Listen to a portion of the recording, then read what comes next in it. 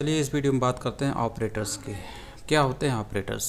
Operator का मतलब ये होता है कि जो आपका वेरिएबल होता है या फिर जो वैल्यू होते हैं उनके ऊपर जब आप ऑपरेशन करते हैं तो ये ऑपरेशन जिन चीज़ों की मदद से आप करते हैं उसी को आप ऑपरेटर्स बोलते हैं।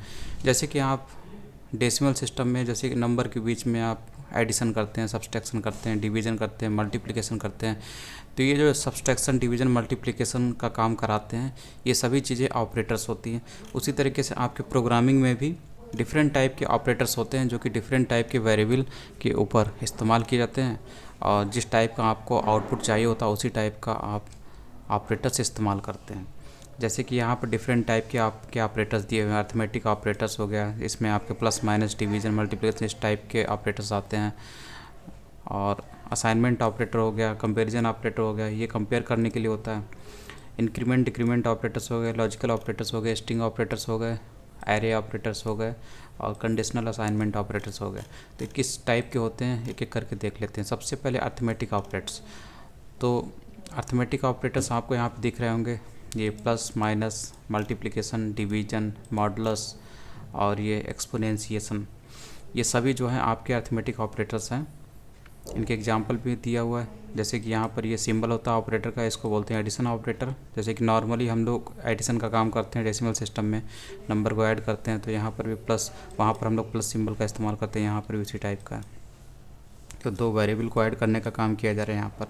अगर इसको आप देखते हैं तो सिंपली आप देखिए, एक वेरिएबल एक्स नाम का जिसमें 10 वैल्यू है, एक वेरिएबल वाई नाम का है जिसमें 6 है, और यहाँ पर प्लस ऑपरेटर का इस्तेमाल करके दोनों वेरिएबल को जोड़ा जा रहा है।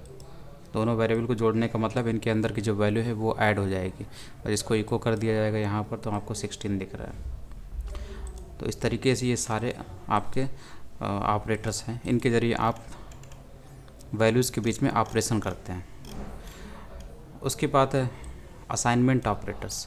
असाइनमेंट ऑपरेटर्स का मतलब हुआ असाइन करना। जैसे कि एक्स में वाई वैल्यू असाइन कर दी गई, तो ये जो बीच वाला जो सिंबल ये दिख रहा है ये असाइनमेंट ऑपरेटर है।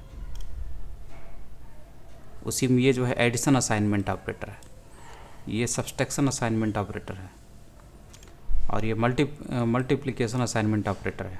तो इसी तरीके से और भी हैं।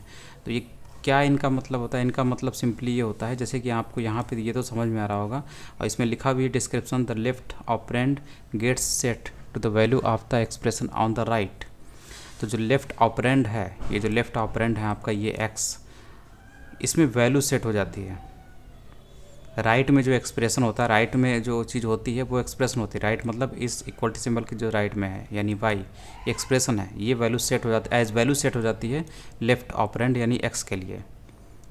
यानी कि एक्स में कौन सी वैल्यू आ जाएगी? वाई की। तो ये इसका मतलब है। तो इसको बोलते हैं हम लोग इक्वलिटी को असाइनमेंट ऑपरेटर।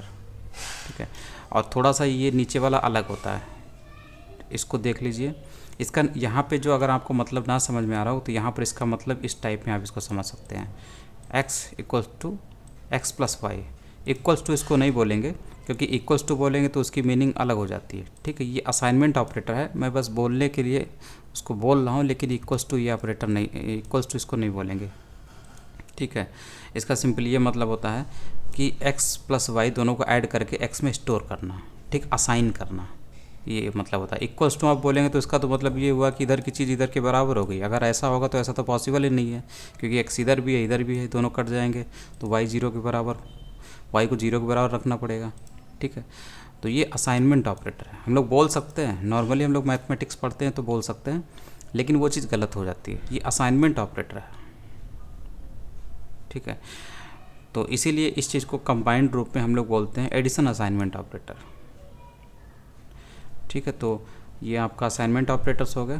इसमें सिंपली मतलब ये होता है कि इधर का पहले हल किया जाता है, तो x में जो वैल्यू पड़ी हुई है यानी जो प्रीवियस वैल्यू होगी x में, उसके साथ y को ऐड कर दिया गया, दोनों को वापस x में जोड़ दिया गया, यानी कि x की वैल्यू को अपडेट कर दिया गया y जोड़कर। ये मतलब होता है सिंपली। जैसे कि x में यहाँ पर आपको दिख रहा होगा 20 और यहाँ पर दिख रहा है x में कितना ऐड कर दिया गया, 100 और ऐड कर दिया गया। सिंपली ये इसका मतलब है।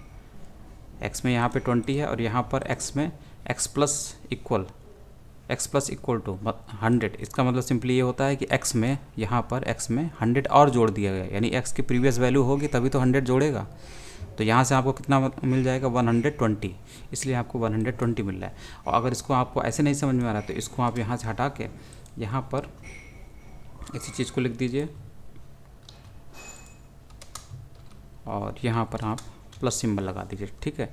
तो वो जो चीज़ हम लोगों ने पहले देखा था प्लस इक्वलिटी, इसको हम लोग इस तरीके से भी लिख सकते हैं, ठीक। तो यही मतलब है, यहाँ से यहाँ पर इसकी वैल्यू यहाँ से वैल्यू मिल जाएगी तो यहाँ पर आपका 20 हो जाएगा और ये 100, दोनों को ऐड करेंगे तो 120 जो वापस इसी x में स्टोर हो जाएगा। यानी कि x की प्रीवियस वैल्यू जो 20 थी वो अपडेट होकर यहाँ पे कितनी हो जाएगी 120 हो जाएगी, क्योंकि y के रूप में यानी कि 100 उसमें ऐड हुआ है।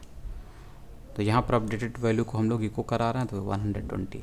तो इस तरीके से ये आपका एडिशन ये एडिशन असाइनमेंट ऑपरेटर है। उसी तरीके से सब्सट्रैक्शन असाइनमेंट ऑपरेटर है। तो इसमें भी आप उसी तरीके से करेंगे, x की जो प्रीवियस वैल्यू होगी उसमें से y घटा देंगे। और यहाँ पर क्या है, इसको आप इस तरीके से देखिए, अगर समझ में ना आ रहा हो तो यहाँ पर पहले हम लोग राइट साइड का हल करते हैं। जैसे यहाँ पर राइट साइड का हल किया था तो यहाँ पर क्या है, x की प्रीवियस वैल्यू होगी उसको y से मल्टीप्लाई किया, वापस x में स्टोर कर दिया। यानी कि जो x की प्रीवियस वैल्यू थी उसे अपडेट कर दिया, y से मल्टीप्लाई करके उसे अपडेट कर दिया, x में नई वैल्यू आ गई x इंटू वाई वाली। उसी तरीके से नीचे वाले हैं, इनको आप देख सकते हैं। तो ये असाइनमेंट ऑपरेटर हो गए। फिर उसके बाद comparison operators. Comparison operator compare करने के लिए होते हैं। जैसे इक्वल टू हम लोग बोल रहे थे तो ये एक्चुअल में इक्वल टू है, ठीक है। जब डबल सिंबल होता है इसको इक्वल टू बोलते हैं, ऊपर जो सिंगल वाला था उसको असाइनमेंट ऑपरेटर बोलते हैं।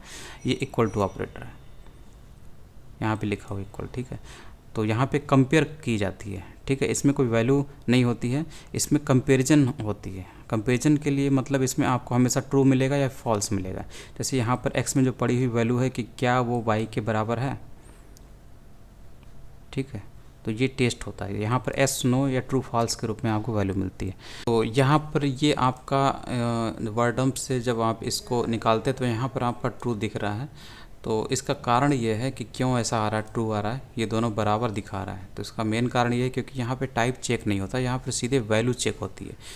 और ये जो वैल्यू है ये कन्वर्ट होने लायक है नंबर में, ठीक है। तो कंपेयर करने से पहले ये नंबर में कन्वर्ट होती है, इसीलिए ये जो नंबर हैं दोनों यहाँ से आपको ट्रू मिल रहा है।